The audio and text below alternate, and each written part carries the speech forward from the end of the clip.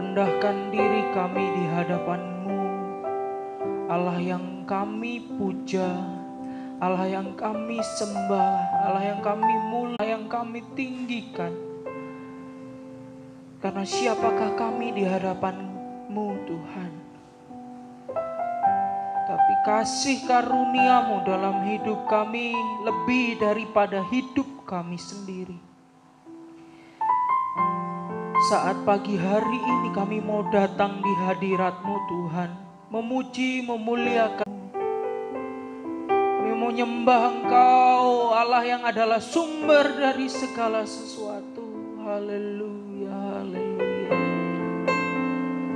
haleluya.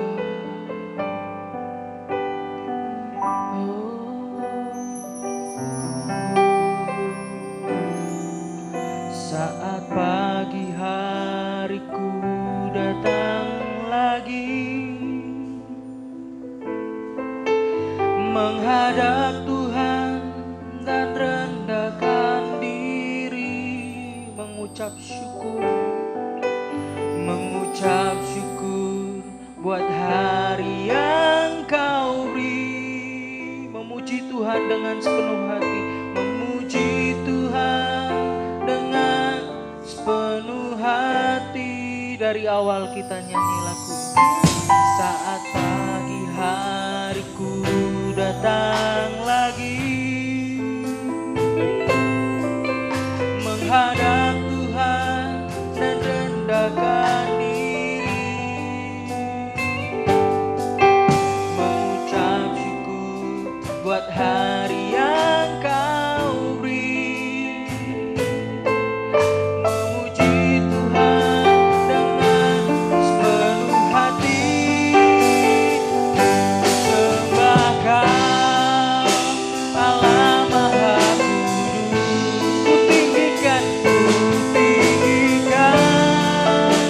Allah Maha Tinggi. Serahkan tubuh jiwa rohku dalam pimpinanmu Tuhan. Dari awal kita nyanyikan lagu ini. Saat pagi hariku datang lagi. Haleluya. Saat pagi hariku datang lagi, menghadap Tuhan dan rendahkan diri, mengucap syukur buat hari yang Kau beri. Memuji Tuhan dengan sepenuh hati. Saat pagi hariku datang lagi,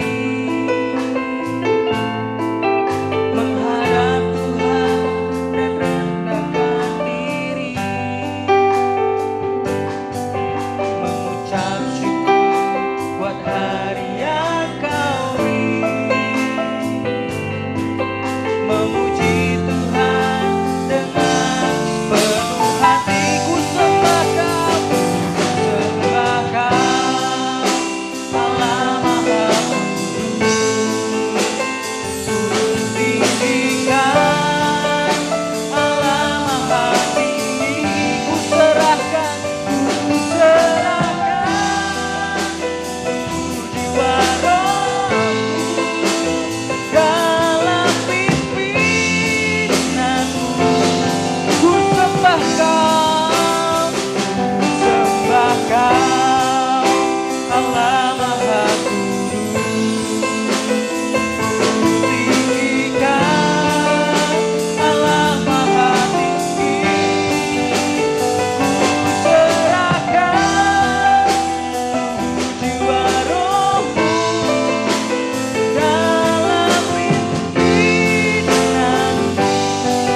Tuhan, dalam pimpinanmu Tuhan. Sekali lagi, dalam pimpinanmu Tuhan. Kita sembah Dia, Allah yang perkasa. Haleluya.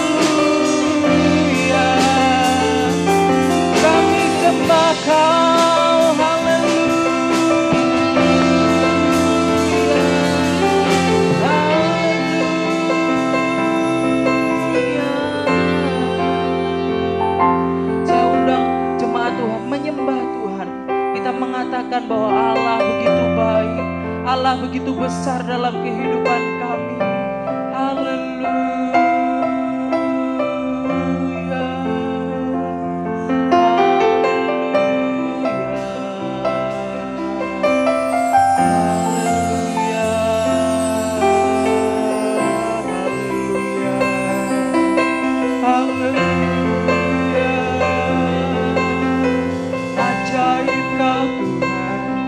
Kau Allah yang adalah sumber dari segala sesuatu.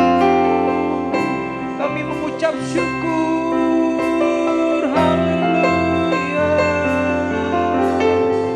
Haleluya. Haleluya. Haleluya.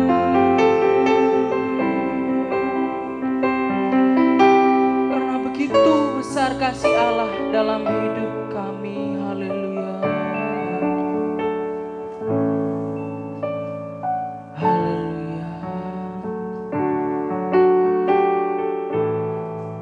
Betapa besar kasih-Mu Allahku, betapa besar kasih-Mu Allahku, sehingga Kau berikan Yesus padaku,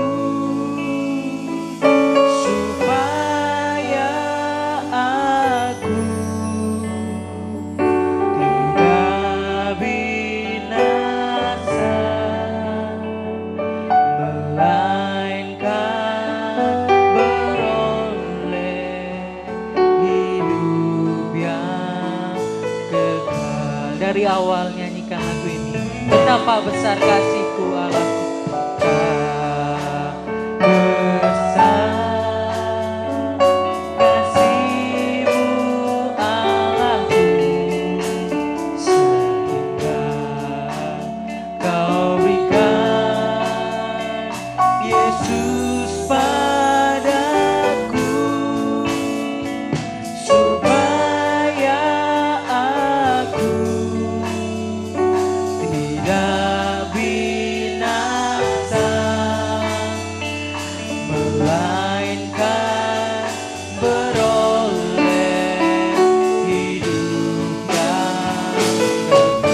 Katakan ku sembah Kau, ku sembah Kau, ku sembah Kau, ku sembah Kau, Engkau yang layak untuk ku sembah, ku sembah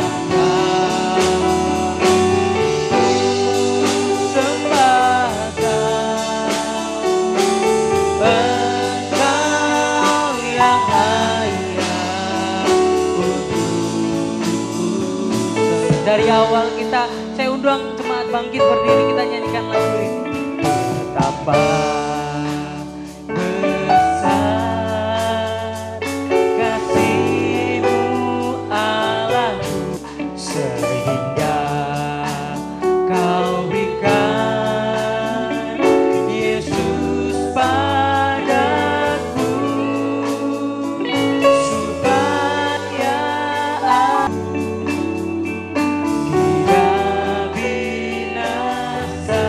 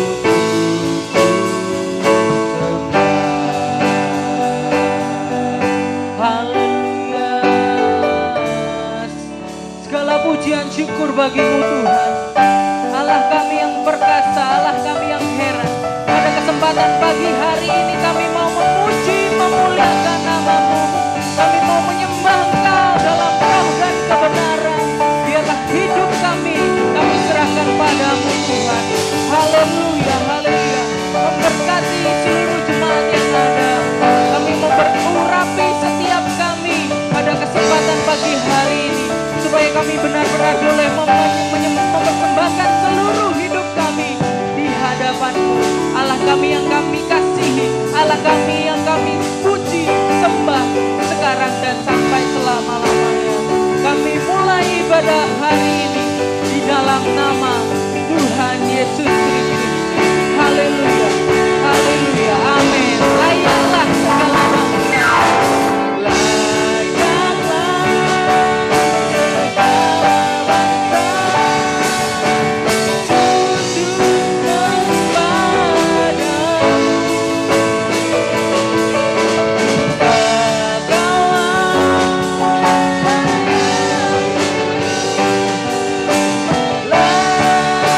Sekali lagi, Bapak Ibu Saudara, nyanyikan lagu ini. Layaklah segala bangsa, layaklah segala bangsa sujud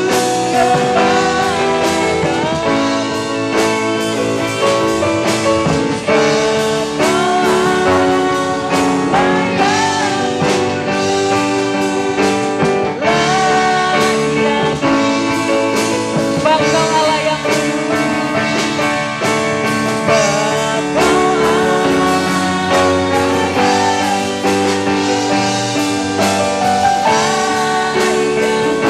sekali lagi, sebab Kau Allah yang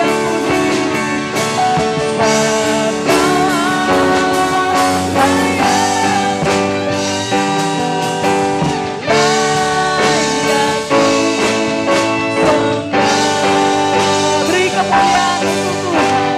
Haleluya, haleluya. Silakan duduk Bapak Ibu Saudara dalam hadirat Tuhan. Kita mau lebih lagi melayani Tuhan dengan sungguh-sungguh. Kita bisa nyanyikan monggo sami nderek Gusti sambil memberikan senyum yang indah buat kanan kiri saudara. Haleluya. Haleluya.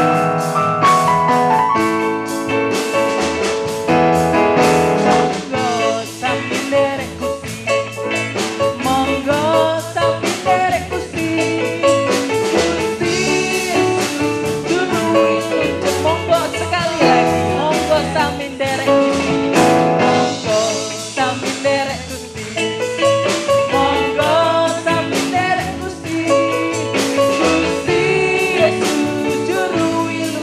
Monggo monggo sami nderek. Monggo monggo sami nderek Gusti. Monggo sami Gusti Yesus juru ilu. Monggo monggo sami nderek Gusti. Monggo sami nderek Gusti. Haleluya. Monggo sami nderek Gusti. Gusti Yesus juru ilu. Monggo monggo sekali lagi. Monggo. Haleluya. Monggo sami nderek Gusti. Monggo sami nderek Gusti.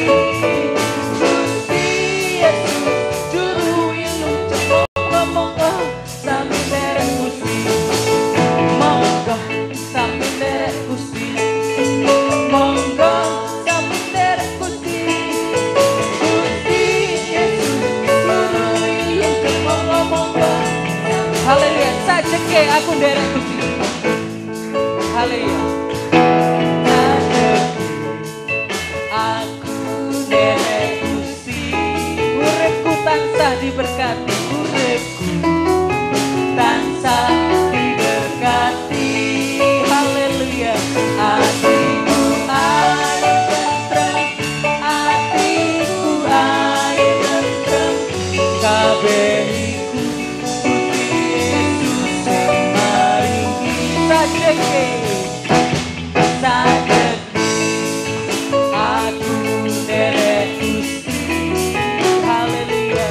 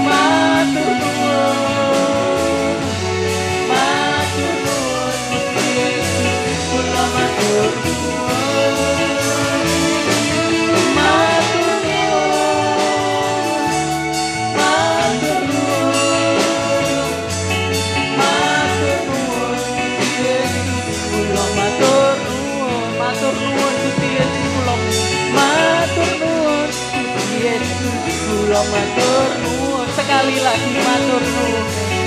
Matur nuwun Gusti Yesus, kula matur nuwun. Haleluya, haleluya. Betapa baiknya Engkau Tuhan dalam hidup kami. Haleluya.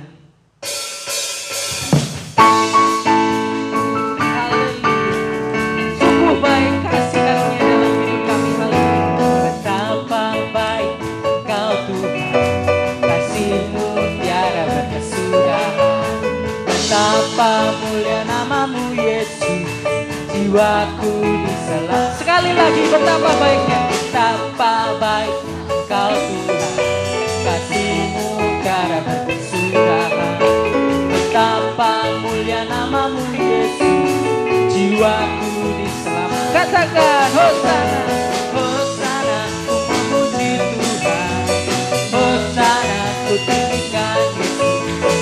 Hosana, Hosana, Hosana. Betapa baiknya Engkau Tuhan, betapa baik Engkau Tuhan, kasih-Mu tiada berkesudahan. Betapa mulia nama-Mu Yesus, jiwaku diselamatkan. Hosana, ku memuji Tuhan. Hosana, ku tinggikan Yesus. Hosana, Hosana, Hosana. Betapa baiknya Engkau Tuhan, betapa baik Engkau Tuhan, kasih-Mu tiada berkesudahan. Betapa mulia nama-Mu Yesus, jiwaku diselamatkan. Hosana, Hosana, ku memuji Tuhan. Hosana, ku tinggikan Yesus. Hosana, Hosana, Hosana. Tunggu sebentar Bapak Ibu Saudara ya. Kayaknya kurang semangat kalau duduk. Saya undang Bapak Ibu Saudara bangkit berdiri. Ketika katakan Hosana, kita sama-sama angkat tangan. Kita memuji Tuhan karena Dia Allah yang baik buat kita. Haleluya. Hosana, Hosana, ku memuji Tuhan. Hosana, ku tinggikan Yesus. Hosana, Hosana, Hosana, Hosana, haleluya. Hosana, ku memuji Tuhan. Haleluya. Hosana, ku tinggikan Yesus. Hosana, Hosana, sekali lagi terakhir ya. Hosana, Hosana, ku memuji Tuhan. Hosana, ku tinggikan Yesus. Hosana, Hosana, Hosana, Hosana, Hosana. Sekali lagi.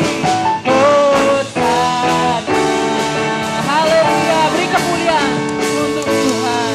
Haleluya. Masih tetap bangkit berdiri. Tuhan Yesus baik, tiada berkesudahan kasih-Mu Yesus. Haleluya.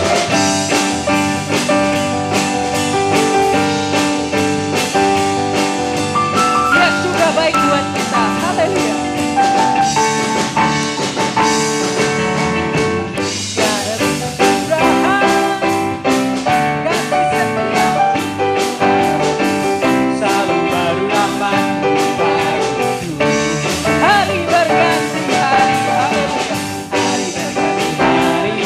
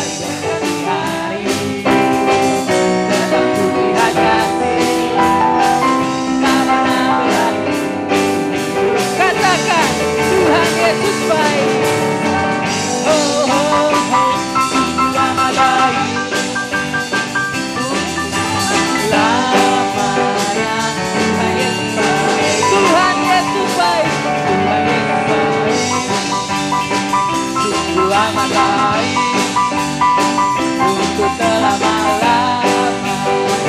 Tuhan Yesus baik. Katakan Tuhan Yesus baik. Baik. Sungguh amat baik untuk selama-lamanya. Tuhan Yesus baik. Tuhan Yesus baik. Haleluya. Sungguh amat baik untuk selama-lamanya. Tuhan Yesus baik. Tuhan Yesus baik. Sungguh amat baik untuk selama-lamanya. Tuhan Yesus baik. Sekali lagi Tuhan Yesus baik. Sungguh amat baik untuk selama-lamanya. Tuhan Yesus baik untuk selamanya, untuk selama-lamanya. Tuhan Yesus baik sampai selama-lamanya, sampai selama-lamanya. Tuhan Yesus baik. Haleluya, haleluya. Kita mau mendengarkan kebenaran firman Tuhan. Karena begitu besar pengorbanannya, kasihnya atas hidup kita, kita boleh ada hari ini. Kemanakah aku dapat pergi menjauhi rohmu yang suci? Haleluya.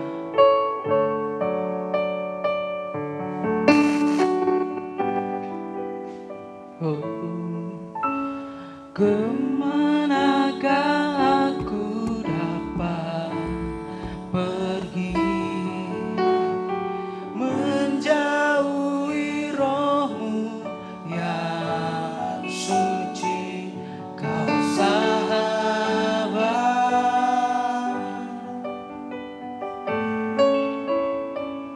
dan kau dekat, bahkan seluruh pengabdianku, bahkan seluruh pengabdianku tak bisa membalas kesetiaanmu. Sungguh mulia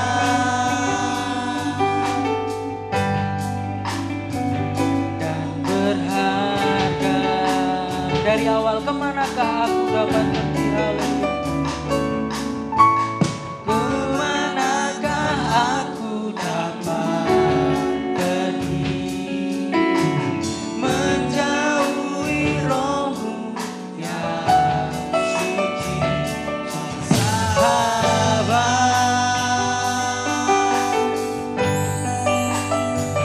dan kau dekat, bahkan seluruh pengabdianku,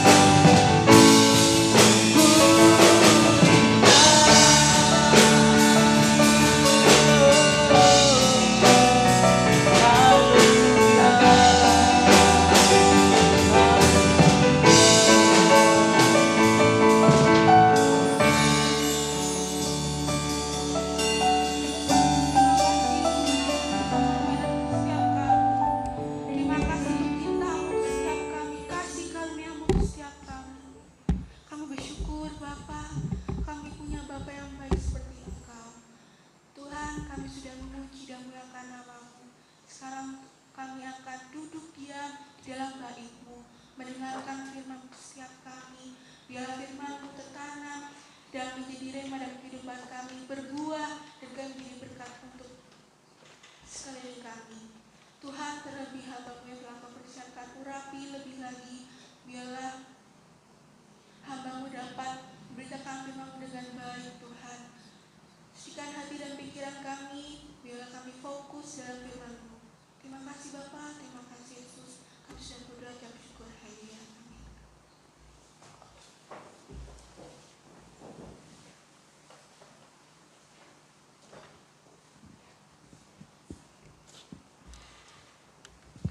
Haleluya. Amin. Haleluya.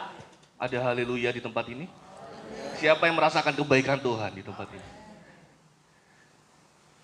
Saya ketika menyanyikan pujian ini, saya teringat beberapa bulan lalu ada lomba pujian lagu rohani, dan lagu ini salah satu lagu yang diangkat untuk menjadi salah satu lagu di kompetisi lagu rohani itu. Ketika saya dengar, saya sebelum mengajar ke anak-anak di gereja saya yang akan ikut lomba, saya dengar lagu ini, saya resapi kata-katanya. Setiap kali waktu itu saya dengar lagu ini, hati bergejolak untuk ingin meneteskan air mata, karena coba refnya coba tampilin. Kata-katanya, sungguh besar pengorbananmu bagiku. Betapa besarnya pengorbanan Tuhan, totalitas buat kita. Begitu totalitas Tuhan berikan kebaikannya buat kita. Begitu totalitasnya Tuhan berikan kasihnya buat kita. Begitu totalitas. Tidak ada namanya hari ini berikan kasihnya, besok gak ada kasih. Besok lusanya berikan kasih, besok lusanya tidak ada kasih. Kemarin istri saya sampaikan firman Tuhan tentang namanya kasih Tuhan kepada kita umat manusia. Dia katakan kasih Tuhan itu totalitas. Kasih Tuhan itu tidak ada batasnya. Kasih Tuhan itu sepanjang masa. Dia membawa ilustrasi seperti suami istri. Suami istri itu pasti memiliki kasih yang setiap hari sama. Tidak ada saya pernah menemukan pasangan suami istri seperti ini. Hari ini kamu menjadi suamiku ya. Hari ini kamu menjadi istriku ya. Tiba-tiba besok, hari ini kamu cari suami lain ya. Hari ini kamu cari istri lain. Gak ada. Suami istri ketika diikat oleh perjanjian di hadapan Tuhan, oleh pemberkatan di hadapan Tuhan, ikatan kasih itu sepanjang umur mereka. Tidak ada batasnya.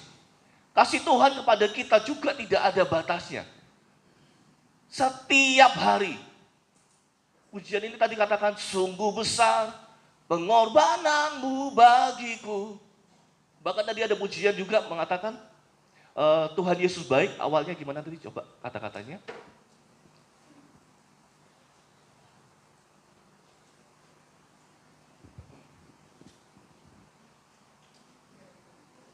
Awalnya gimana ya? Tiada berkesudahan kasih setiamu Tuhan, selalu baru rahmatmu bagiku. Terus hari berganti hari tetap kulihat kasihmu. Hari berganti hari tetap kita melihat kasihnya Tuhan. Tidak pernah Tuhan itu membuat kasihnya, hari ini kasih nafas, besok udah nafasku tak stop dulu ya, nafasmu tak stop dulu. Enggak, setiap hari Tuhan kasih kebaikannya setiap hari. Hari berganti hari tetap kulihat kasihmu. Hari berganti hari tetap kita melihat kasihnya Tuhan. Beberapa hari lalu, Ibu Gembala di tempat ini mengingatkan, Han, Yosua udah ingetin kamu. Hari Minggu kamu layani ya, Han. Istri saya tahu ketika saya dikasih jadwal, saya sempat diam, bengong. Oh iya Mi. Saya tanya, Tuhan ini apa yang harus saya bawa? Apa yang harus saya siapkan? Apa yang harus saya sampaikan? Apa yang saya harus berikan kepada jemaat di Ambulu? Dan hari Sabtu kemarin ada salah satu jemaat di tempat saya, di Bangsal Sari, di tempat orang tua saya. Dia tiba-tiba kasih WA seperti ini. Han, corona di Jember semakin parah loh. Udah merah. Bahkan di Bangsal Sari ditemukan nambah pasien. Aku libur dulu ya. Loh, kok libur dalam hati? Aku libur dulu ya, aku nggak ikut dulu Han. Aku takut, mamaku sudah tua. Saya langsung berpikir, kenapa ya kok bahkan Bapak Gembala di tempat ini, Om saya ketika menyampaikan firman di Bangsal Sari, kenapa kok ke gereja takut, melangkah ke gereja takut, sama seperti tadi ketika Bapak Gembala masuk, kita ngobrol-ngobrol, gimana Han di Bangsal Sari jemaatnya? Saya sampaikan, jemaat di Bangsal Sari di beberapa minggu ini semakin menurun. Menurun bukan berarti meninggalkan gereja, bukan berarti pindah gereja, tapi menurun karena tidak berani melangkah ke gereja. Saya melihat bagaimana kasih kepada Tuhan. Saya yakini, saya sebagai hamba Tuhan, saya melihat bagaimana Tuhan gak akan membiarkan umatnya yang memberikan bayar harga kepada Tuhan, memberikan kasih yang terbesar kepada Tuhan.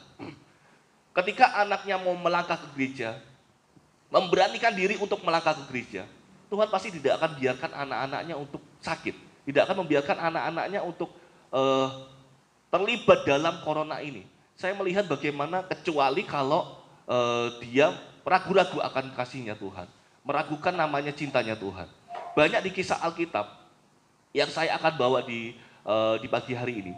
Bagaimana kisah-kisah dari beberapa tokoh di Alkitab, mereka punya iman kepada Tuhan. Mereka punya kasih kepada Tuhan. Mereka punya keyakinan bahwa Tuhan itu Allah yang berkuasa. Mereka punya iman kalau Tuhan itu punya kesanggupan untuk memberikan kasih-Nya setiap hari kepada umatnya. Dan tema saya di pagi hari ini tolak ukur dunia versus tolak ukur kerajaan Allah. Kita akan melihat bagaimana kisah-kisah di Alkitab, bagaimana orang yang punya iman tapi mereka ragu-ragu akan kekuatan Tuhan. Mereka punya iman tapi mereka ragu-ragu akan kuasa Tuhan. Kita buka sama-sama di dalam Matius pasal 16, Injil Matius pasal 16 ayat 21. Injil Matius pasal 16 ayat 21. Ini salah satu murid dari Tuhan Yesus. 21 sampai 23.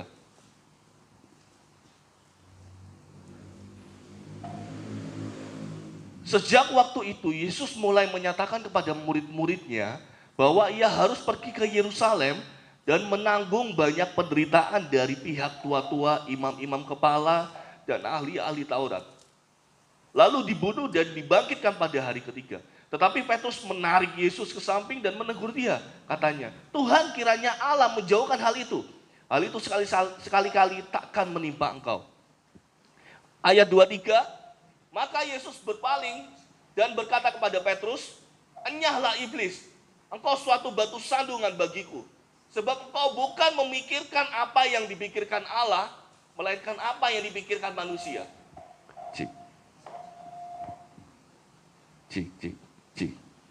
Kita melihat di sini bagaimana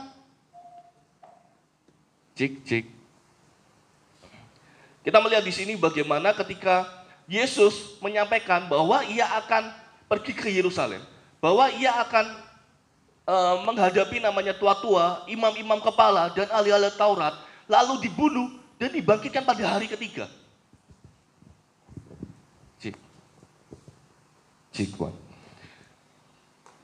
Bagaimana ketika Yesus menyampaikan bagaimana penderitaan yang harus dia alami, bagaimana perjalanan yang harus dia alami, tetapi Petrus muridnya menggunakan apa yang ada di pikirannya. Tuhan, sekali-sekali takkan menimpa engkau. Tuhan, di ayat 22 dikatakan, Tuhan kiranya Allah menjauhkan hal itu. Hal itu sekali-sekali takkan menimpa engkau. Di ayat 23, Yesus berpaling dan berkata kepada Petrus. Kata-katanya cukup sangat keras di sini. Tuhan kiranya Allah ayat 23, maka Yesus berpaling dan berkata kepada Petrus, enyahlah iblis, engkau suatu batu sandungan bagiku, Sebab engkau bukan memikirkan apa yang dipikirkan Allah, melainkan apa yang dipikirkan manusia. Yang dipikirkan dari Petrus, murid Yesus, hanya pikiran dari dunia, hanya pikiran dari manusia yang ia bawa. Bukan pikiran dari Allah, bukan pikiran dari rencana Tuhan, tapi pikiran manusia yang ia bawa. Pikiran logika yang ia bawa. Di pikirannya, ketika engkau doa sama Tuhan, gak mungkin akan diberikan kepadamu. Gak mungkin manusia ketika mati akan bangkit lagi, gak mungkin. Pikiran manusia yang selalu dibawa. Ada namanya tolak ukur dalam pikiran dunia yang dipakai, bukan pikiran Allah. Kita harus mampu melihat pikiran Allah yang di luar logika manusia. Kita harus mampu melihat pikiran Allah, melihat kuasa Allah yang jauh melampaui dari kekuatan manusia. Kita melihat, coba kita lihat di ayat yang lain. Kita buka di Injil Lukas pasal 9. Injil Lukas pasal 9 ayat 10 sampai 17 itu kisah tentang Yesus memberi makan 5.000 orang. Kita baca ayat yang ke-11 aja. Kita ayat 11 sampai seterusnya. Injil Lukas pasal 9 ayat 11, akan tetapi orang banyak mengetahuinya lalu mengikuti dia. Ia menerima mereka dan berkata-kata kepada mereka tentang kerajaan Allah dan ia menyembuhkan orang-orang yang memerlukan penyembuhan. Ayat 12, pada waktu hari mulai malam, datanglah ke-12 muridnya kepadanya dan berkata, suruhlah orang banyak itu pergi, supaya mereka pergi ke desa-desa dan kampung-kampung sekitar ini untuk mencari tempat penginapan dan makanan. Karena di sini kita berada di tempat yang sunyi. Ayat 13, tetapi ia berkata kepada mereka, kamu harus memberi mereka makan. Mereka menjawab, yang ada pada kami tidak lebih dari 5 roti dan 2 ikan. Kecuali kalau kami pergi membeli makanan untuk semua orang banyak ini. Kita melihat di sini bagaimana kata-kata Yesus, kata-kata yang berkuasa yang diberikan Yesus, kata-kata beriman yang diberikan Yesus mengatakan, kamu harus memberi mereka makan. Ayat 13. Kamu harus memberi mereka makan. Yesus mengatakan pada murid-muridnya, kamu harus memberi mereka makan. Tetapi murid-murid kembali menggunakan namanya tolak ukur pikiran dunia. Kembali memakai namanya pikiran logika. Tuhan gak mungkin Tuhan cukup. Makanan yang kita miliki 5 roti dan 2 ikan. Hanya ini Tuhan, gak mungkin cukup. Meskipun dibagi kecil-kecil gak mungkin cukup. 5.000 orang, gak mungkin cukup. Kecuali jika kami pergi ke pedesaan dekat untuk membeli. Ada namanya perkataan Tuhan, iman Tuhan, kuasa Tuhan yang dikatakan tetapi dipatahkan dengan pikiran manusia, pikiran dunia. Murid-murid mematahkan kuasa Tuhan. Kita lihat juga di dalam Kejadian pasal 17 ayat 17. Kejadian, ini kisah tentang Abraham juga ketika kita nggak usah baca. Kejadian 17 ayat Kejadian 17 ayat 17 ini tentang Abraham ketika Tuhan Yesus memberikan janji tentang keturunan. Abraham menyadari, Abraham melihat dirinya, Abraham melihat kondisinya. Tuhan, gak mungkin Tuhan, aku sudah tua, istriku sudah mati haid, gak mungkin. Padahal Tuhan telah menjanjikan namanya keturunan. Lalu istrinya juga sama, Sarah. Tuhan memberikan janji tentang keturunan. Istrinya tertawa dalam hati. Abraham tadi tertawa dalam hati, gak mungkin Tuhan. Kuasa Tuhan dipatahkan dengan pikiran logika manusia. Lalu di 1 Samuel 17 ayat 33, itu kisah tentang Daud juga. Gak mungkin kamu bisa mengalahkan Goliat. Goliat itu tentara yang punya pengalaman dalam berperang. Dipatahkan. Perkataan Daud, iman Daud, kepercayaan Daud kepada Tuhan. Aku maju berperang dengan nama Tuhan. Aku maju berperang dengan penyertaan Tuhan. Daud punya iman yang kuat. Daud punya kepercayaan yang kuat bahwa Tuhan akan menyertai. Tetapi dipatahkan dengan pikiran logika manusia. Hati-hati dalam menggunakan pola pikir kita. Hati-hati dalam menggunakan tolak ukur pikiran kita. Hati-hati dalam memilih langkah hidup kita. Di dalam setiap langkah kehidupan kita pasti akan menjumpai namanya permasalahan demi permasalahan. Di dalam pengiringan kepada Tuhan, kita pasti akan menjumpai namanya permasalahan demi permasalahan. Ketika kita menghadapi permasalahan, Kita akan diperhadapkan akan namanya dua tolak ukur ini. Dua tolak ukur dunia dan dua tolak ukur kerajaan Allah. Kita akan melihat bagaimana tentang tolak ukur di dalam dunia ini. Tentang tolak ukur di dalam dunia. Next. Oh iya benar. Yang pertama, tentang kebesaran. Di dalam dunia, orang yang punya jabatan yang tinggi, fasilitas semakin lengkap. Bapak Presiden kita punya jabatan, dia pimpinan di negara kita. Fasilitasnya banyak kan? Kendaraannya anti peluru, kendaraannya anti bom. Bannya tidak mudah pecah. Meskipun kena peluru, meskipun kena duri, tidak pecah. Tetapi ban yang kita miliki, kendaraan yang kita miliki, kena peluru tembus. Ban kita kena paku kecil, bocor. Semakin jabatan tinggi, semakin tinggi fasilitas. Itu di dalam dunia. Tolak ukur ketika kita melihat namanya kebesaran di dalam dunia, orang yang punya jabatan tinggi, fasilitas semakin lengkap. Tetapi berbeda di dalam tolak ukur kerajaan Allah. Kita melihat di dalam Lukas 22, Lukas 22, ayat 24 sampai 27. Lukas 22, ayat 24 sampai 27. Terjadilah juga pertengkaran di antara murid-murid Yesus. Siapakah yang dapat dianggap terbesar di antara mereka? Yesus berkata kepada mereka, raja-raja, bangsa-bangsa memerintah rakyat mereka. Dan orang-orang yang menjalankan kuasa atas mereka disebut pelindung-pelindung. Tetapi kamu tidaklah demikian. Melainkan yang terbesar di antara kamu hendaklah menjadi sebagai yang paling muda dan pemimpin sebagai pelayan. Sebab siapakah yang lebih besar, yang duduk makan atau yang melayani? Bukankah dia yang duduk makan? Tetapi aku ada di tengah-tengah kamu sebagai pelayan. Kita melihat bagaimana pikiran Tuhan, tolak ukur di hadapan Tuhan tentang kebesaran berbeda dengan tolak ukur di dalam dunia. Kalau di dalam dunia, semakin tinggi jabatan, semakin besar fasilitas. Semakin tinggi jabatan, semakin banyak fasilitas. Tetapi di hadapan Tuhan, semakin tinggi jabatan adalah orang yang mau melangkah untuk menjadi pelayan. Tuhan Yesus sebagai Tuhan, Raja di atas segala Tuhan, dia mau turun ke dalam dunia untuk menebus setiap kita. Dia mau turun melayani setiap kita. Dia mau turun melayani setiap orang-orang untuk percaya kepadanya. Setiap kita, ketika kita mau menjadi orang yang terbesar di hadapan Tuhan, turun ke bawah. Turun ke bawah. Jangan diri kita yang angkat ke atas. Turun ke bawah. Lalu, tolak ukur tentang namanya kekayaan. Kalau di dalam dunia, akan terukur ketika orang memiliki banyak harta. Di dalam Lukas 12, ayat 16-21, ayat 16 sampai 21, Lukas 12, ayat 16 sampai 21,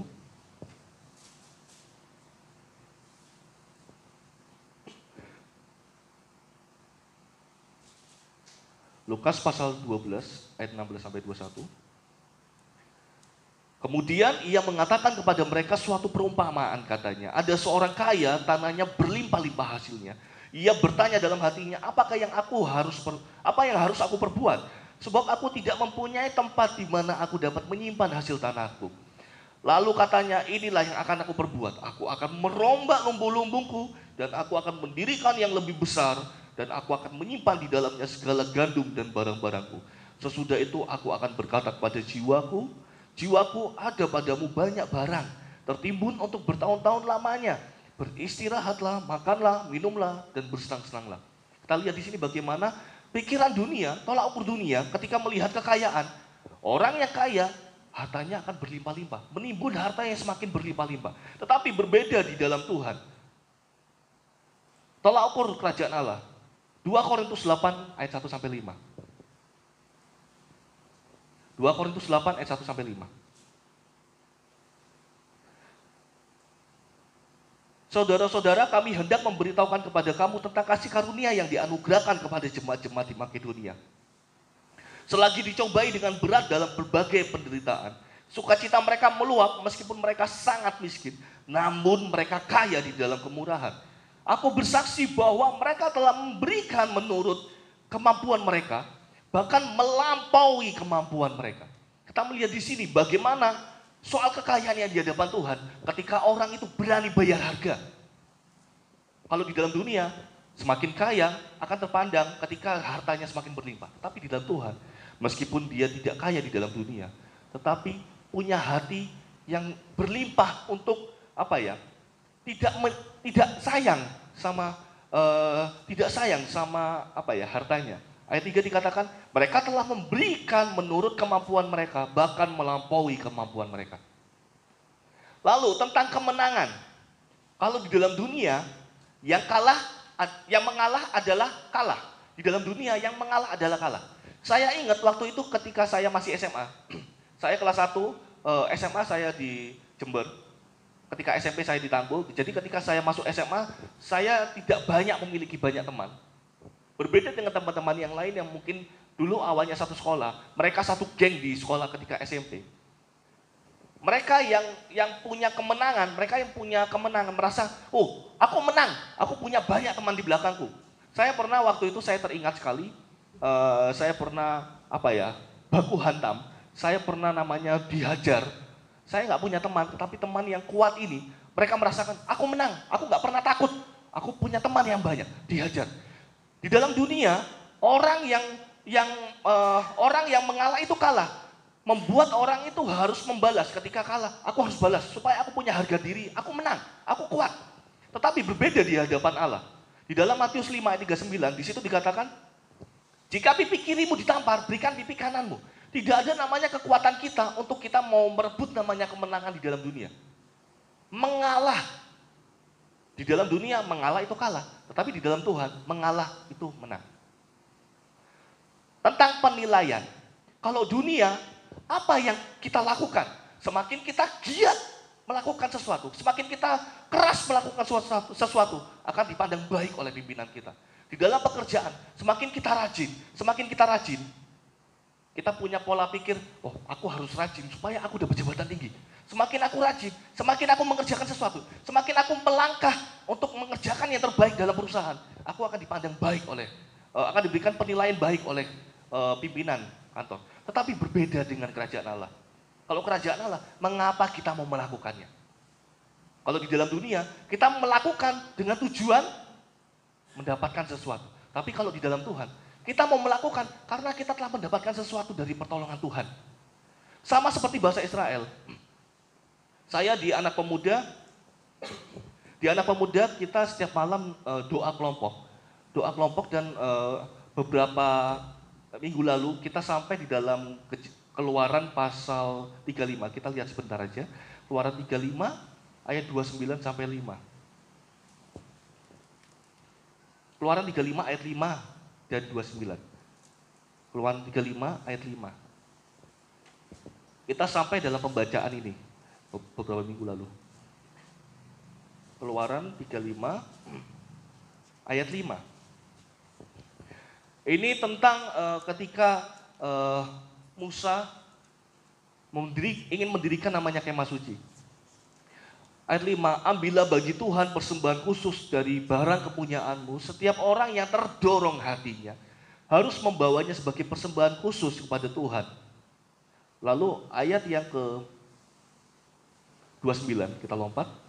Semua laki-laki dan perempuan yang terdorong hatinya akan membawa sesuatu untuk segala pekerjaan yang diperintahkan Tuhan dengan perantaraan Musa untuk dilakukan. Kita melihat di sini bagaimana mereka melakukan sesuatu. Bahkan kita lompat sedikit. Ayat pasal 36 ayat 3. Pasal 36 ayat 3. Mereka menerima daripada Musa seluruh persembahan khusus yang telah dibawa oleh orang Israel untuk melaksanakan pekerjaan mendirikan tempat kudus. Tetapi orang Israel itu masih terus membawa pemberian sukarela kepada Musa tiap-tiap pagi. Ayat 5, dan berkata kepada Musa, rakyat membawa lebih banyak dari yang diperlukan untuk mengerjakan pekerjaan yang diperintahkan Tuhan untuk dilakukan. Lalu Musa memerintahkan supaya dimaklumkan di mana-mana di perkemahan itu demikian. Tidak usah lagi ada orang laki-laki atau perempuan yang membuat sesuatu menjadi persembahan khusus bagi tempat kudus. Ayat 7, sebab bahan yang diperlukan mereka telah cukup untuk melakukan segala pekerjaan itu. Bahkan berlebih. Ada namanya ketika Musa menyampaikan, kita akan membangun bait suci. Kita akan membangun kemah bait Allah. Ayo kumpulkan, apa yang kalian miliki, kumpulkan, bawa ke rumah Tuhan, bawa ke rumah Tuhan. Tuhan melihat bagaimana orang-orang yang terdorong hatinya, orang-orang yang merasakan bagaimana pertolongan Tuhan hari demi hari mereka lalui. Ketika mereka keluar dari Mesir, mereka mendapatkan masalah, mendapat pertolongan Tuhan. Mereka ada dalam masalah, mendapatkan pertolongan. Mereka ada dalam masalah, mendapatkan pertolongan. Pertolongan demi pertolongan Tuhan berikan. Sehingga mereka merasakan, aku ada semua karena Tuhan. Dan mereka berani untuk melangkah memberi. Mereka melakukan sesuatu karena mereka melihat betapa banyaknya pertolongan Tuhan. Berbeda dengan dunia. Hati-hati dalam memakai tolak ukur dalam pikiran kita. Bisa menghambat kuasa Tuhan. Kalau kita di dalam setiap langkah hidup kita, kita selalu memakai namanya tolak ukur dunia. Ketika dalam masalah, aduh Tuhan, ada masalah Tuhan. Aku gak mampu Tuhan. Aku gak mampu Tuhan. Aku takut. Tanpa kita melihat kuasa Tuhan yang jauh melebihi di atas kekuatan kita, kita akan meragukan namanya kuasa Tuhan. Bangsa Israel, kalau kita perhatikan, mereka memang dapat pertolongan Tuhan. Tapi awalnya apa? Mereka meragukan namanya pertolongan Tuhan. Mereka namanya tawar hati. Ketika mereka baru keluar dari Mesir, mereka melihat di depan ada laut Teberau, di belakang ada tentara Mesir yang mengejar. Mereka mulai ragu, mereka mulai tawar hati. Bahkan di perjalanan selanjutnya, ketika mereka butuh namanya makanan, mereka ragu lagi. Mereka butuh minuman, mereka ragu lagi. Mereka melihat namanya, ada orang-orang yang besar. Mereka ragu lagi. Awalnya mereka ragu, tetapi berbeda dengan Musa. Musa melihat kuasa Tuhan di luar dari pikiran dunia. Musa membawa dirinya ketika dalam permasalahan, bukan tolak ukur dunia yang dipakai, tapi tolak ukur kerajaan Allah. Ketika dalam permasalahan, dia melihat, oh ya, aku tidak mampu melalui namanya masalah ini. Tetapi karena Tuhan yang menyuruh aku, karena Tuhan yang ada menyertai aku mau melewati. Kalau Bapak Ibu ingat khotbah saya tahun lalu di tempat ini, saya mengatakan, di dalam Yeremia itu Tuhan mengingatkan, bagaimana ketika masih muda mengiring Tuhan. Tuhan membawa ke padang gurun, mereka mau melangkah. Tuhan membawa ke tempat sulit, mereka mau melangkah. Di dalam kehidupan kita, mungkin saat ini, kita mungkin mulai ragu akan kuasa Tuhan. Mungkin ada pujian mengatakan, jika Allah di pihak kita, siapa dapat melawan? Kita lebih dari pemenang. Di dalam gereja kita semangat nyanyi. Ada juga pujian yang kuasamu terlebih besar, Tuhanku terlebih besar. Kita dalam gereja kita semangat. Kita ketika mendengar lagu, kita menyanyi, kita semangat. Tetapi ketika dalam percobaan, kita mulai ciut, kita mulai ragu-ragu. Sama seperti bangsa Israel, sama seperti Abraham, sama seperti Sarah, sama seperti Saul. Ketika dia melihat namanya permasalahan di depan, dia ragu-ragu akan kuasa Tuhan. Dia mulai, sama seperti Abraham tadi saya katakan, engkau akan memiliki keturunan. Abraham tertawa dalam hati, mana mungkin aku punya keturunan. Sarah juga, mana mungkin aku punya keturunan. Lalu, ketika Yesus ingin memberi makan 5.000 orang, Tuhan suruh mereka pulang Tuhan. Suruh orang-orang ini pulang Tuhan. Suruh orang-orang ini pergi ke pedesaan untuk tinggal dan makan. Kamu harus beri mereka makan. Tuhan, tapi kita cuma punya 5 roti dan 2 ikan. Mana mungkin cukup? Timbul ragu-ragu. Padahal Tuhan Yesus sudah katakan, beri mereka makan. Dan kita lihat bagaimana ketika Tuhan Yesus katakan, beri mereka makan. Di belakang apa yang terjadi? Semuanya cukup di hadapan Tuhan, bahkan ada sisa loh. Setiap kita di tempat ini, jangan pakai tolak ukur dunia dalam setiap langkah kita. Pakai tolak ukur kerajaan Allah. Secara cepat kita akan ke poin selanjutnya. Dampak ketika kita memakai alat ukur dunia. Dampak ketika kita memakai alat ukur dunia. Yang pertama, iman kita cetek.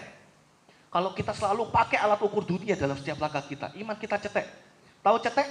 Dangkal. Saya teringat ketika saya tahun lalu ke Bali, acara anak-anak hamba Tuhan. Saya bawa anak saya, pertama kali anak saya bermain pantai di pinggir pantai, saya lihat bagaimana anak saya senang sekali lihat pantai waktu itu. Anak saya, aku mau ke sana, aku mau kasih kode. Dia minta untuk ke pantai, dia minta untuk main-main di pantai itu, di pinggir pantai. Saya bawa, dia hanya main di cetek-cetekan, hanya main di pinggiran.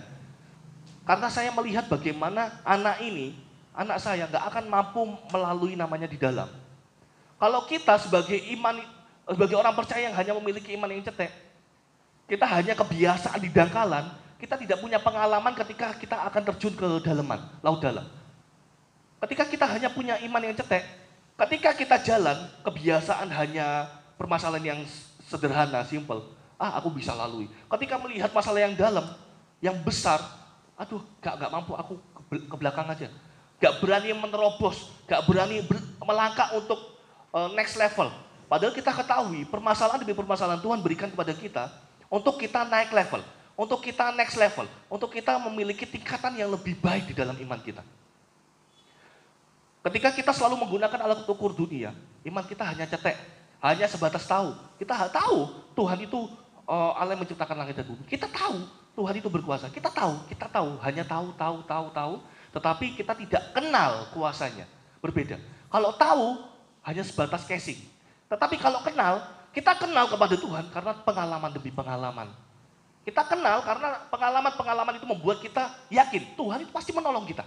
Tetapi berbeda dengan tahu. Kalau tahu, ketika ada masalah, kita mulai takut. Aku nggak kenal sama Tuhan. Aku tahu Tuhan sanggup, tapi aku nggak berani.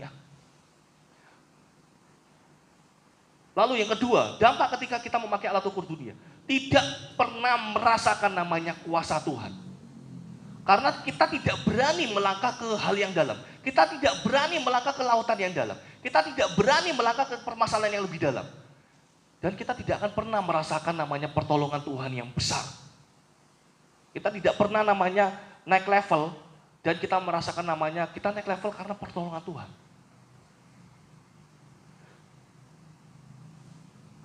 Saya ketika belajar renang,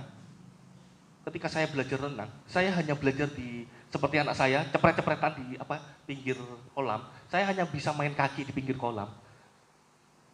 Saya nggak berani melangkah untuk ke dalam. Tetapi ketika kita berani untuk lebih melangkah, ketika saya lebih berani untuk melangkah, aku harus belajar. Aku harus mau terjun ke lebih dalam. Meskipun aku agak tenggelam, gak apa-apa. Tapi aku berusaha. Sampai akhirnya saya terus berusaha. Dan saya bisa renang. Setiap kita, ketika kita mau berusaha belajar, ketika kita mau melangkah untuk mencoba masalah lebih dalam. Ketika ada masalah, gak apa-apa Tuhan, aku mau terima. Sama seperti saya mencoba berenang lebih dalam, gak apa-apa, aku mau terima. Aku mau terima, belajar demi belajar. Aku mau terima, belajar demi belajar. Dan saya akhirnya bisa. Sama halnya dengan pertolongan, saya mau belajar untuk lebih dalam masalah. Meskipun Tuhan berikan masalah lebih berat, aku mau terima Tuhan. Aku mau terima dengan hati yang legowo. Dan kita akan merasakan bagaimana pertolongan Tuhan tepat pada waktunya di luar logika kita. Lalu hal ketiga, dampak ketika kita memakai alat ukur dunia. Hidup dalam keraguan-raguan di dalam Tuhan. Setiap langkah kehidupan kita, ragu-ragu. Setiap langkah hidup kita, ragu-ragu. Anak saya yang kecil gak akan pernah ragu-ragu ketika saya menggendong. Kenapa? Karena percaya. Karena anak saya kenal siapa papanya. Karena anak saya yakin papanya gak akan memberikan hal yang buruk kepada anaknya. Ketika kita selalu menggunakan alat ukur kerajaan Allah, selalu menggunakan tolak ukur pikiran Allah, selalu memakai pikiran Allah, dalam melangkah, gak apa-apa, ada masalah apapun yang di depanku, gak apa-apa, Tuhan menggendongku. Ada pujian yang mengatakan, tak usah ku takut, Allah, ayo apa? Tak usah ku takut, Allah menjagaku, tak usah ku bimbang, Yesus peliharaku, tak usah ku cemas, Roh Kudus hiburku, tak usah ku susah, Dia memberkatiku. Tak usah ku takut. Jangan pernah kita takut. Tuhan itu ada di dalam setiap langkah kita, Tuhan itu ada di dalam setiap langkah kita. Tadi saya tanya Yosua ketika saya nyampe, Yos, sini bisa bisa bersentuhan. Oh nggak bisa kok. Padahal saya punya ilustrasi ketika kita seperti ini, gambaran kita melangkah ya seperti ini. Tuhan di dalam gereja kita mengatakan, jika Allah di pihak kita siapa dapat melawan? Jika Allah di pihak kita siapa dapat melawan? Kita katakan di gereja seperti itu. Tuhan aku mau melangkah bersamamu. Tuhan aku mau hidup bersamamu. Kita melangkah. Tuhan memegang langkah kita ya. Tuhan menggendong. Coba ada ini nggak apa ya, lebih jelas. Tapi nggak apa-apa ya. Kita bayangin di belakang saya ada orang yang memegang saya, di belakang saya ada orang yang memeluk saya. Bayangin seperti itu ya. Kita melangkah, Tuhan aku mau melangkah bersamamu di dalam kehidupan ini. Apapun permasalahan di depan, aku mau melangkah. Ya udah, aku mau melangkah ya Tuhan. Oke, aku jalan. Oh, ada masalah besar di depan. Ada masalah besar Tuhan. Tuhan aku nggak mau. Tuhan aku nggak mau Tuhan. Tuhan aku nggak mau Tuhan. Padahal kita di awal mengatakan, jika Allah di pihak kita siapa dapat melawan. Kita dengan sombongnya kita katakan, jika Allah di pihak kita siapa dapat melawan. Kita lebih dari pemenang. Kita dengan sombongnya katakan seperti itu. Kita melangkah. Tetapi ada permasalahan di depan, kita mulai ragu-ragu. Kalau iman kita cetek, kita mulai ragu-ragu. Enggak Tuhan, enggak Tuhan. Kita memberontak. Ketika kita tetap menggunakan pikiran logika kita memberontak. Enggak Tuhan, aku enggak sanggup. Kita lepaskan pegangan Tuhan, kita lari ke belakang lagi. Meninggalkan permasalahan yang ada di depan. Tetapi berbeda dengan orang yang menggunakan tolak ukur kerajaan Allah. Jika Allah di pihak kita, siapa yang dapat melawan? Kita dengan gagah, kita melangkah. Oke, aku melangkah bersama Tuhan. Ada masalah di depan. Oh iya, aku ingat, ada Tuhan yang menyertai aku. Ada Tuhan yang berkuasa daripada bermasalah. Aku berani melangkah. Permasalahan lewat, permasalahan hancur. Ketika kita berani melangkah. Tetapi ketika kita selalu membawakan tolak ukur dunia dalam pemikiran kita. Kita awal kuat, tetapi ketika kita melangkah, ragu-ragu. Kita mulai goyang. Kenapa saya katakan, jangan pakai tolak ukur dunia dalam setiap langkah kehidupan kita. Akan membuat kita ragu-ragu. Apalagi dengan kondisi seperti ini. Dengan kondisi pandemi seperti ini. Jangan ragu-ragu ikut Tuhan. Kita berani melangkah keluar. Kita berani melangkah ke pasar. Kita berani melangkah ke masyarakat. Tetapi kita melangkah ke gereja. Banyak orang yang takut. Tidak melihat kuasa Tuhan. Mungkin kita harus melawat. Mungkin kan. Ya kita jauhkan dari doa itu ya. Mungkin kita harus melewati namanya, kita harus terkena. Jangan sampai ya, amit-amit ya. Mungkin kita harus diuji Tuhan untuk kita harus melewati namanya permasalahan. Tapi kita harus yakini, ketika Tuhan memberi, Tuhan akan memberi pertolongan. Ketika Tuhan melukai kita, Tuhan akan membalut luka kita. Ketika Tuhan menjatuhkan kita, Tuhan akan merawat kita. Ketika Tuhan memberi kita masalah, Tuhan akan memberikan pertolongan demi pertolongan. Contoh tokoh yang pakai alat ukur Allah dalam kehidupannya. Sadrak, Mesak, Abednego. Meskipun mereka harus namanya masuk ke lubang perapian, mereka nggak takut. Karena mereka ada Tuhan mereka percaya Tuhan akan menyertai. Dan kita lihat bagaimana kuasa Tuhan terjadi dalam kehidupannya. Daniel, meskipun dia harus melalui namanya lubang singa, dia tidak takut, dia punya iman, dia punya percaya kepada Tuhan. Tuhan pasti sanggup menolong. Daniel tidak tercabik-cabik tubuhnya. Lalu Maria, meskipun Lazarus harus diizinkan untuk mati, tapi Maria punya iman. Tuhan, jika kau ada di sini Tuhan, saudaraku pasti tidak akan mati. Dan ketika Tuhan minta, bawa aku ke kuburan. Marta sempat menolak. Dia katakan, enggak Tuhan, jangan Tuhan. Dia udah mati berapa hari, udah bau busuk, udah busuk. Tetapi Maria tetap percaya, mujizat terjadi dan kuasa Tuhan terjadi dalam kehidupannya. Wanita pendarahan, 12 tahun dia harus mengalami pendarahan. 12 tahun dia harus mengalami namanya permasalahan. Saya yakin selama 12 tahun juga dia mencari pertolongan ke tempat lain. Pengobatan ke tempat lain. Tetapi selama 12 tahun, dia tetap ketika tahu ada Tuhan lewat, dia tetap punya iman yang kuat.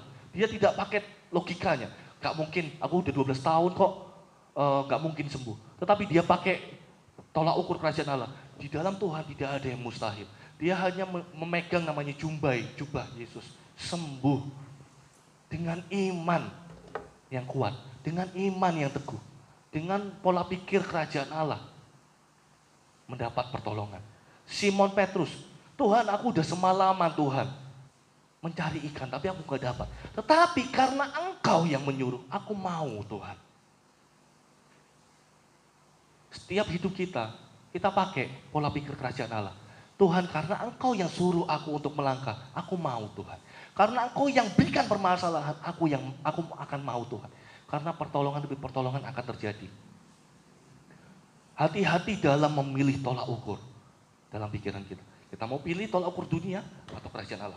Kalau dunia kita pakai, iman kita cetek, kita nggak akan melihat namanya kuasa Tuhan, hidup selalu dalam keraguan-keraguan. Tapi kalau kita memakai tolak ukur kerajaan Allah, pertolongan demi pertolongan Tuhan akan berikan dalam setiap langkah kehidupan kita.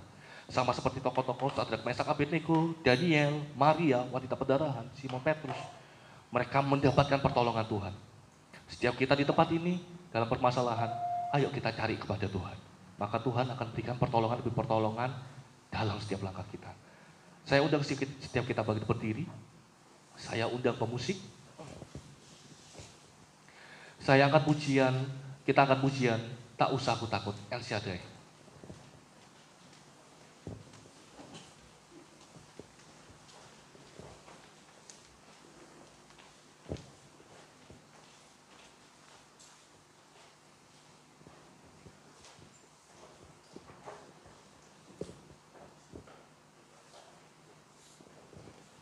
Tak usah aku takut.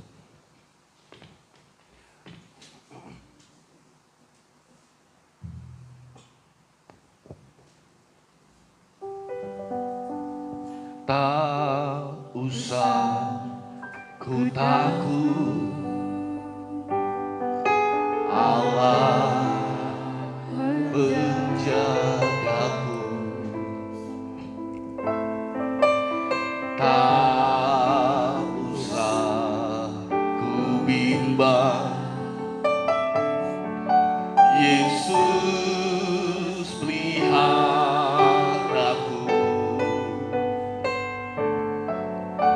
Tak usah ku susah, Roh Kudus hidupku. Tak usah ku Dia memberkatiku. Katakan El Shaddai. El Shaddai, El Shaddai, Allah Maha Kuasa. Dia besar, Dia besar. El Shaddai Dia. El Shaddai, El Shaddai, Allah Maha Kuasa. Berkaya, berlimpah, bersyadat. Katakan El Shaddai, El Shaddai. Amin Tuhan, Allah, amin. Dia besar, Dia besar, Dia besar.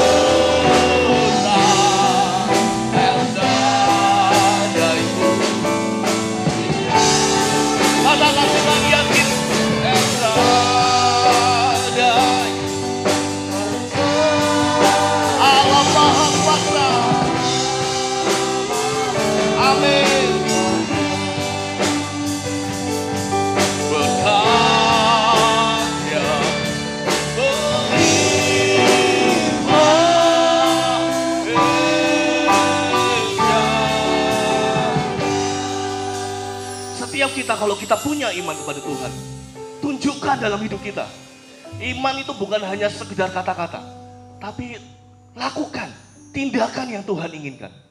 Kita katakan, aku beriman kepada Tuhan. Aku punya iman kepada Tuhan. Lakukan dalam setiap langkah hidup kita. Lakukan dalam setiap perjalanan hidup kita. Maka pertolongan demi pertolongan kita akan dapatkan daripada Tuhan.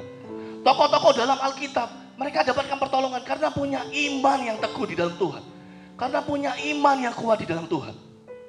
Setiap kita di dalam dunia ini, kita tidak akan pernah lepas dari dalam permasalahan. Kita tidak akan pernah lepas dari setiap permasalahan. Tapi miliki iman. Miliki iman. Di Alkitab katakan, iman sebesar biji sesawi mampu memindahkan gunung. Iman kita, ketika kita punya iman yang kuat di dalam Tuhan, kita mampu mengalahkan, mampu menghancurkan, mampu melewati permasalahan demi permasalahan di dalam kehidupan kita. Saya rindu menantang setiap kita. Nyanyikan pujian ini dalam hati kita. Katakan kepada diri kita, tak usah aku takut. Tak usah ku takut. Katakan dalam hati kita, Allah menjagaku. Tak usah ku bimbang. Tak usah. Jangan bimbang dalam pengiringan kepada Tuhan. Yesus, katakan lagi, tak usah ku susah. Tak ku susah. Roh Kudus hiburku. Tak usah. Dia memberkati kita. Katakan lagi dengan hati kita dari awal, tak usah aku takut. Tak usah.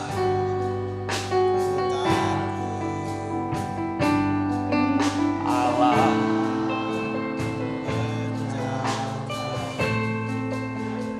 amin Tuhan. Tak usah. Haleluya, haleluya. Haleluya, haleluya. Amin Tuhan. Nah, ini keyakinan setiap kami Tuhan. Roh Kudus. Amin, amin.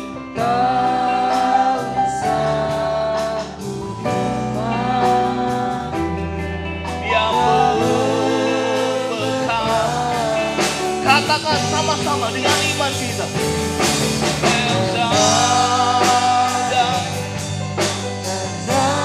Allah Maha Kuasa. Amin, amin.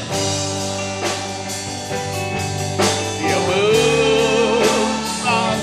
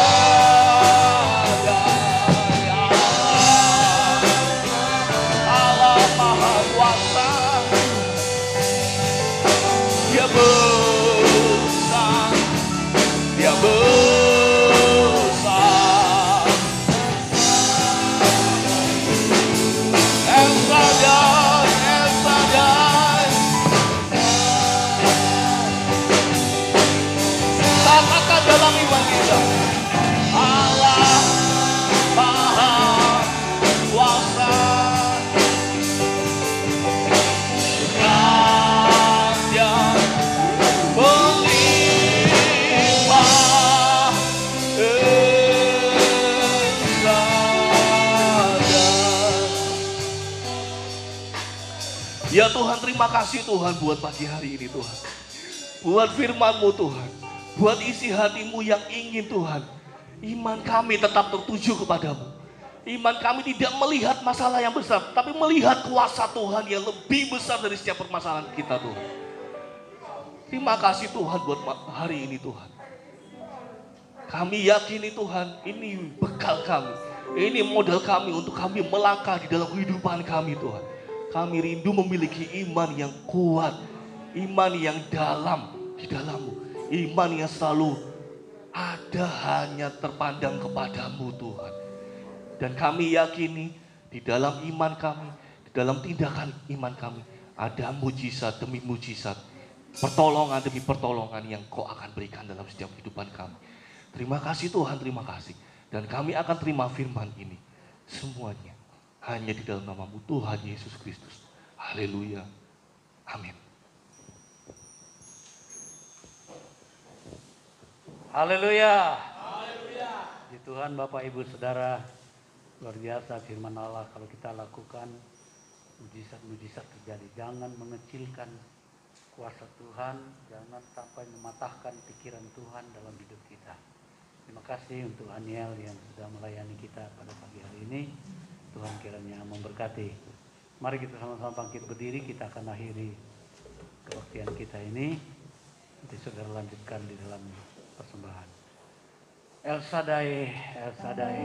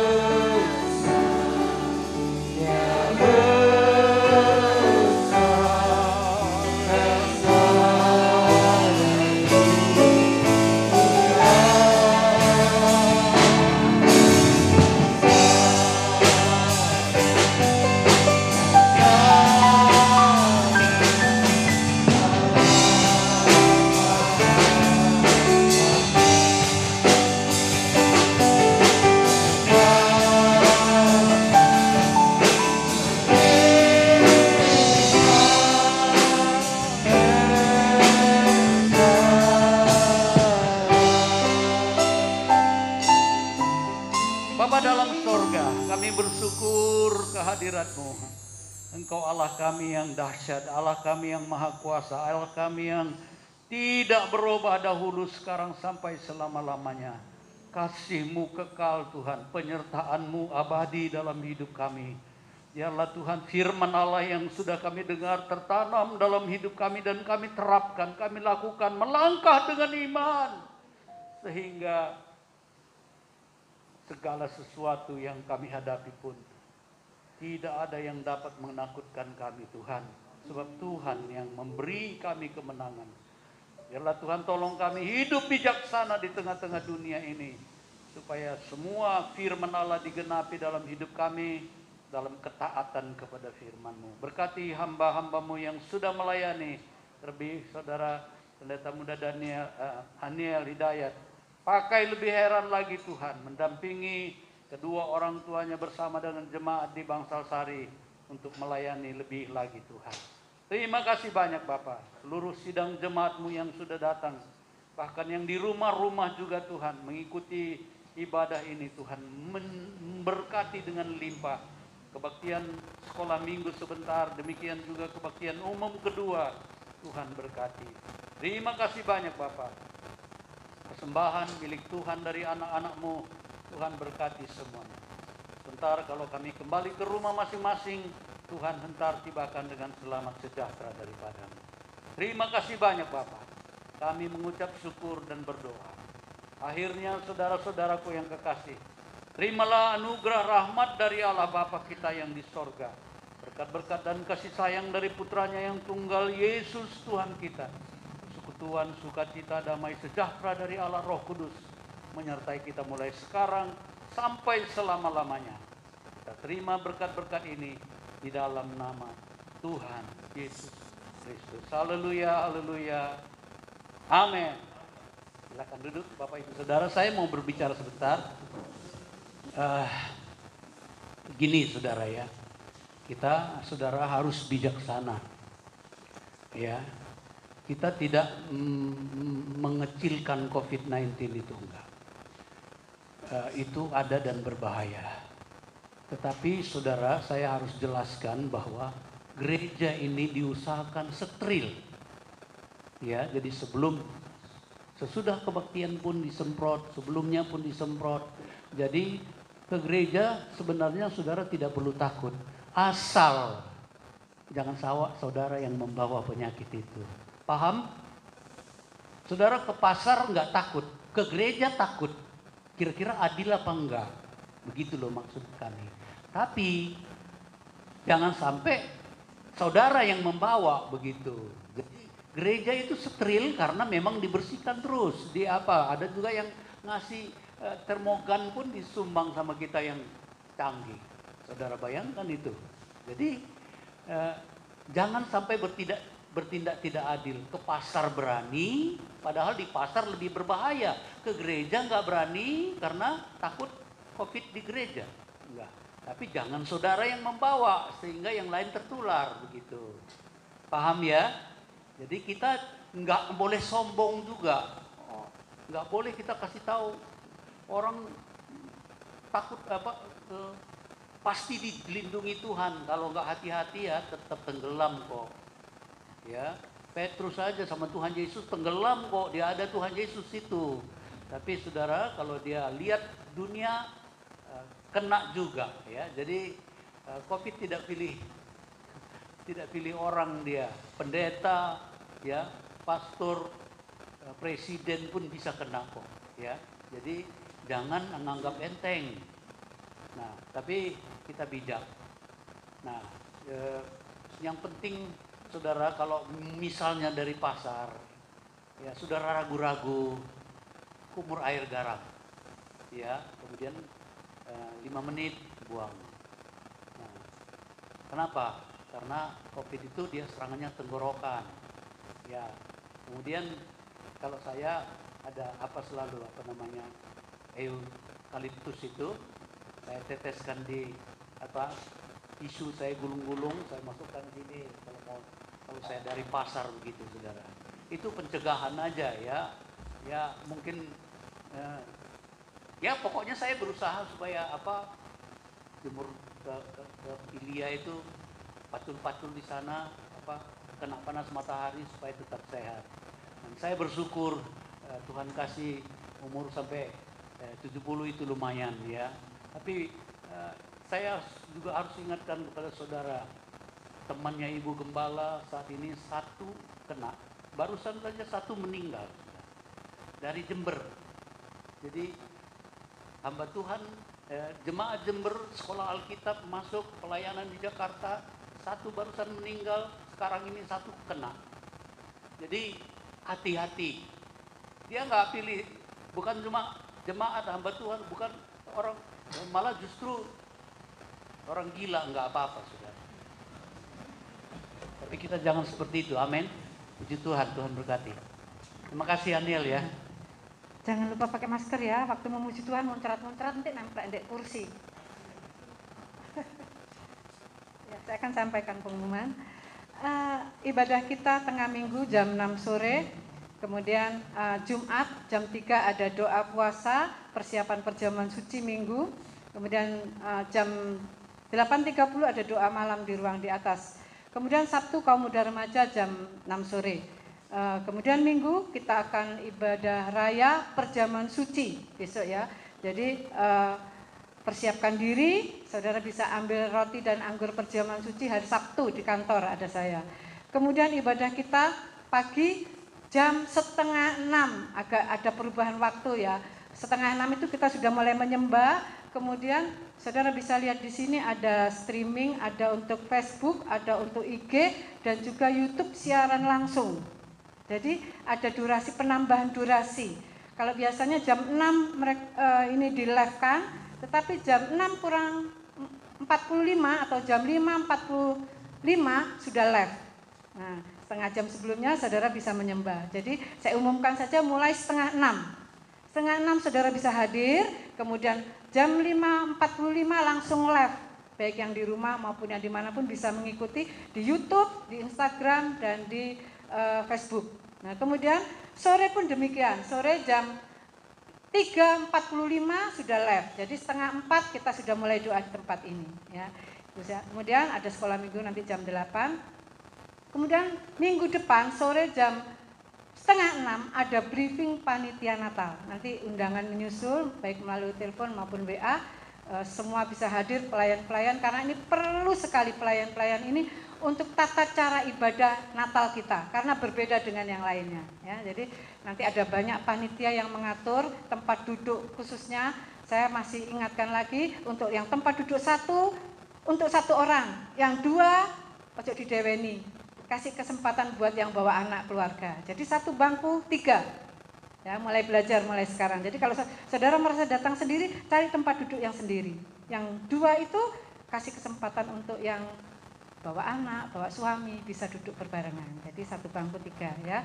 Kemudian terima kasih buat amplop-amplop Natal yang sudah masuk, yang belum silakan kumpulkan kepada bendahara Natal ya. Ada saudari Ayun, saudari Ibu Yewa dan saudari Neswang. Kemudian terima kasih buat donasi keyboard ya, sampai hari ini sudah terkumpul 8.800.000. Melalui kesempatan ini juga terima kasih buat Bapak Pendeta Mudahani bersama Saudara Yosua yang sudah mengadakan dan merekomendasikan karena beliau pakar di musik ya. Jadi dicarikan, dibelikan, dipilihkan, akhirnya nemu ini ya. Kita masih patungan. Ya masih patungan untuk membeli.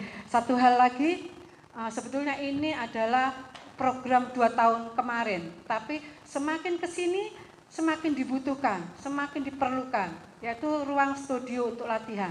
Ya, kita sedang membangun ruang studio di belakang ini, di dekat ruang tamu untuk latihan. Ya, jadi latihan tidak langsung di tempat ini hanya untuk pelayanan. Kenapa seperti itu? Supaya kita juga bisa mengajak anak-anak latihannya nyaman, latihannya enak. Saudara bisa bayangkan seperti ini ya. Latihan mereka itu non-stop tanpa waktu dengan volume yang besar bahkan sampai ke rumah saya itu kedengaran. Bayangkan kalau Bapak Ibu Gembala tidur siang-siang. Ya, di sebelah kita ini ada ruang rawat pasien.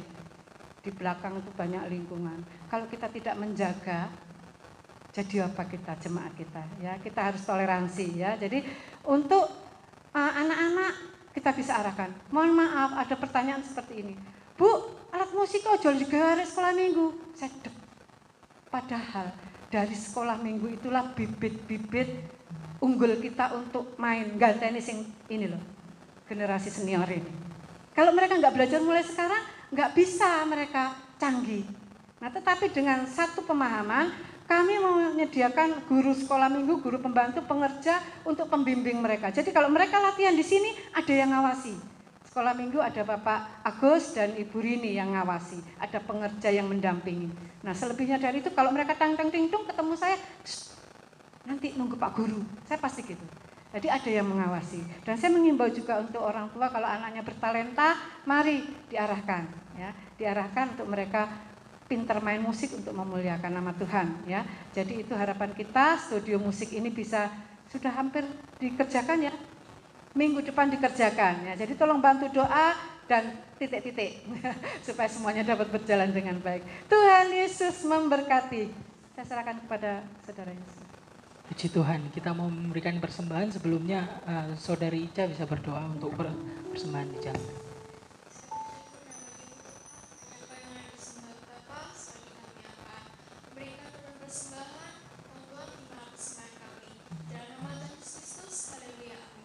Amin. Kita mau memberikan persembahan, kita nyanyikan sing sabar lan tetap jaga jarak.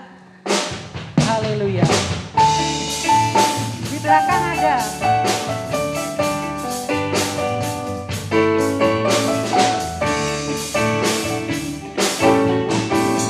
Sing sabar lan mantep kakalan busatane. Sing sabar lan mantep Yesus, haleluya. Sing sabar lan mantep pikan ganjaran. Sing sabar lan mantep tapi kadang dari awal. Sing sabar lan mantep takkan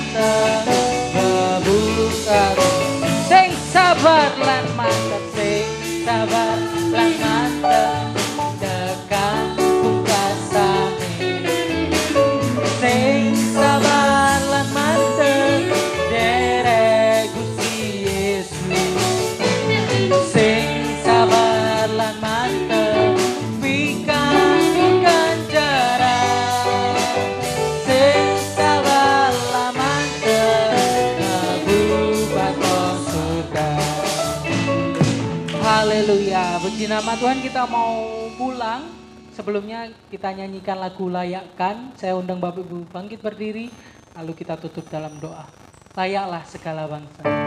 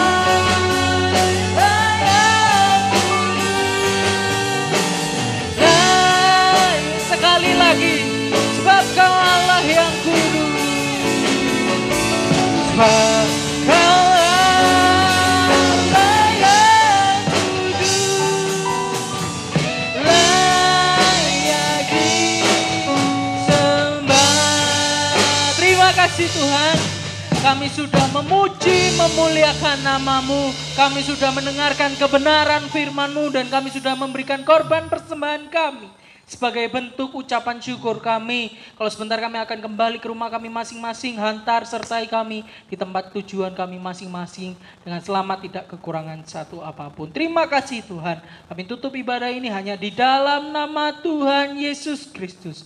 Haleluya. Amin. Puji nama Tuhan. Selamat pagi, Tuhan Yesus memberkati.